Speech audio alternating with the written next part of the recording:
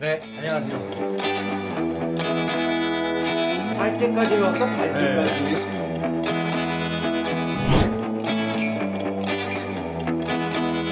실시간 온라인 강의와 동영상 강의 등으로 수업을 진행하며 코로나19 사태 65세 퇴직을 앞둔 분들이 사이버 강의 준비한다고 이거 어떻게 해야 돼? 이거 앞에서 흠집 발짓하면서 막 혼자서 뭐 모노드라마 하듯이. 안녕하세요. 뭐 종교와 현대문명 3주차 첫 번째 강의 시작하겠습니다. 벽 하얀 거 보고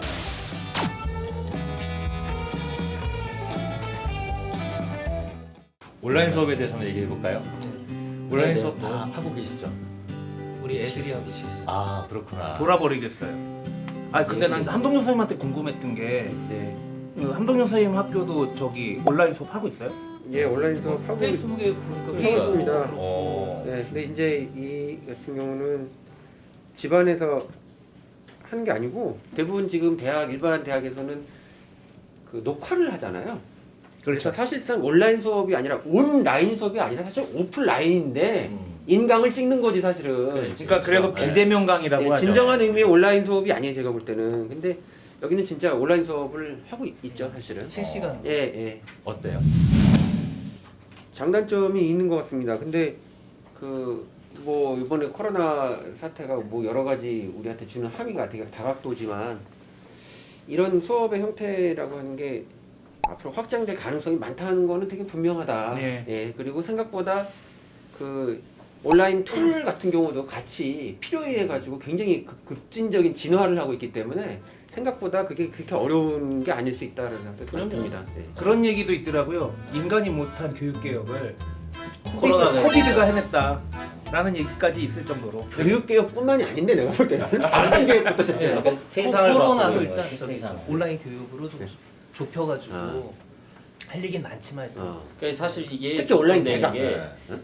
게이 논문 같은 거 보잖아요. 그러면은 PPT를 활용한다거나 온라인 교육을 하는 게 교육적 효과가 있는가를 둘러싼 연구 논문들을 오래전부터 해왔단 말이에요. 근데 지금 저도 불만인 게 저 뭐 제 스승님 같은 경우는 인문학자는 주댕이하고 학생만 있으면 어디서든지 떠들 수 있다. 근데 최근에는 어디 특강을 가도 PPT가 있어야 돼.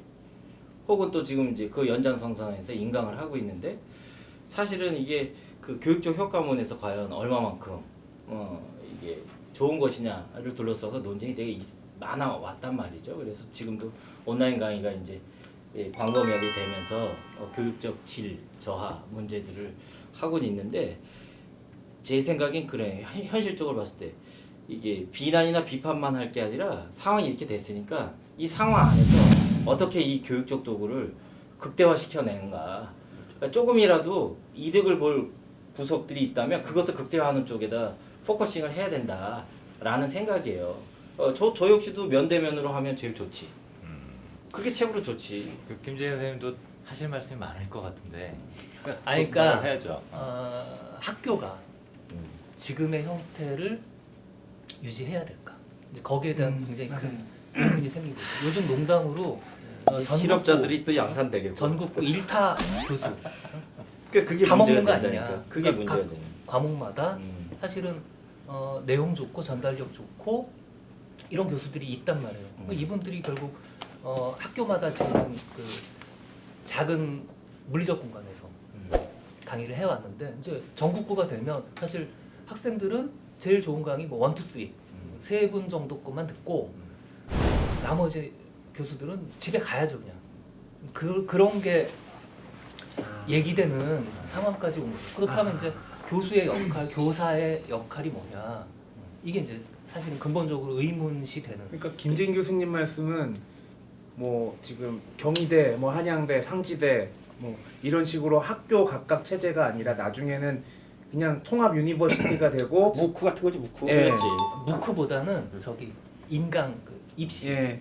뭐 공무원 시험, 뭐 대입 시험, 이제 이 인강의 그러니까 우리가 탑 강사들. 고민해야 될 게 많은 거예요. 지금 김재현 선생님이 지난번에도 이런 류의 말씀을 하셔갖고 우려했는데 저도 우려하는 바인데 우리가 지난번에도 교육에 대해서 얘기했지만 교육의 본질이 뭐냐 지금 얘기했던 대로 그 다음에 한 가지 제가 짚을 것은 교수의 역할이 강의만 있는 게 아니에요. 맞아요. 그러니까 많은 사람들이 착각하고 있는데 교수는 기본적으로 연구자예요. 그리고 그 연구한 내용들을 가지고서 학생들과 같이 만나는 거죠. 네. 따라서 기본적으로는 연구와 교육을 두 축으로 가는 거예요. 그리고 그러니까 연구와 강의를 두 축으로 가고 그 외에 우리가 예전에는 군사 독재 정권 시절에는 관리하고 뭐 그리기 위해서 교수가 그런 역할을 했지만 그 교육적인 거 이외에 학생들의 인성이라든지 학교 생활이라든지 이런 것들을 어시스트 해주는 역할들도 포함하고 있는 것이거든요. 그랬는데 어느 순간부터 사실 이런 부분들 학생들이 생활이라든지 인성과 관련된 부분들을 교수 어쩌면 스스로 내가 이제 반성해야 될 지점들이 그런 거라는 거야. 그런 것들을 의도적으로 어쩌면 교수자가 밀어냈을 수도 있어요.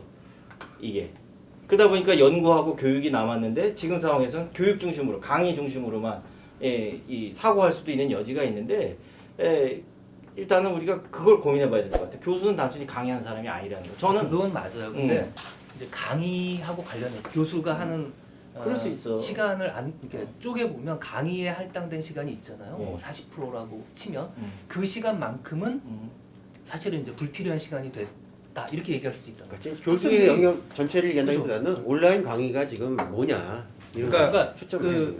그러니까 나머지 60%에 해당하는 살아남겠죠. 근데 이제 40% 시간이 줄어들면 교수들은 어찌 보면 시간을 얻는 거라고 할 수 있고요. 그 시간에 이제 강의에 바쳤던 그 시간에 연구하거나 학생들을 면대면으로 근데 지도하거나 선생님 의외로요 노동 강도가 세요.